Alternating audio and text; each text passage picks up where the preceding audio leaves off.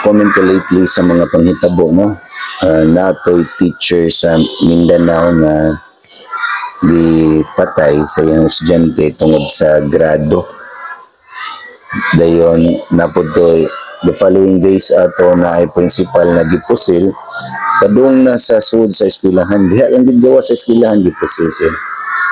Naputoy ni surface nga video nga estudyante gisumbag yang maestra kay ngano kuno wala na perfect sa test ngano 18/20 ra.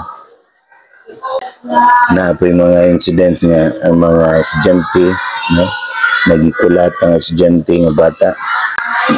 Basulon pa bagihapon na to ang mga teachers ani. Partly mablame ang mga teachers pero dili ta may mga robot na tao in town ni. Napod ni kinabuhi after sa klase. Napod ni kaugalingong mga pamilya. Masakit pod mi, kapuyon pod mi, maluya pod mi. Lisod kayo nga tanawon ra namo ang mga bata nga magkiat sa sud kay naay usa ka insidente nga maestra gikasaban ng bata nga nagkiat. Gireklamo ang maestra sa parent ngano kunong gikasaban niyang bata wala kunoy katungod ang maestra mga saba o bata. So tungod ato ang bata dili na pugnan sa maestra, mamira og bag sa classmate nya unsaan pa man pagklase nga na nagagubot naman na dili pwede kasaban. Unsaon din naman amo taong sad ni basin mo mo inyo nga problema kay maestro mo ano nagmaestro sa una man god ambot lang ka kung nakaabot pa ba mo sa una pagkabata na ako ang teacher na authority sa room, sila ang mo-enforce sa rules sa classroom. So kung unsay sakto unsay sayot ug unsay balaod i-enforce na sa teacher.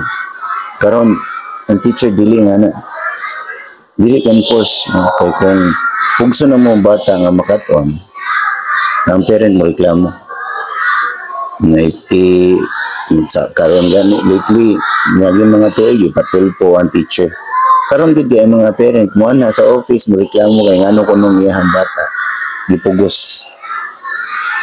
So meaning wala na authority ang teachers gani ang mga bata karon tanawan niyo so ay ragod mogsud sa kanang classroom bisag usa lang ka semana tanawa ang mga bata bisag inon yung sit down mo ana na nya magdagan-dagan na nya kasabanan nimo moingon man ang ginikanan wa kay katungod mga saba sa akong anak ma'am wa gay ko na kasabi akong anak. So unsa atong gi-expect amin nga kalaki kay kami igora pod ni minisunod sa guidelines nga child friendly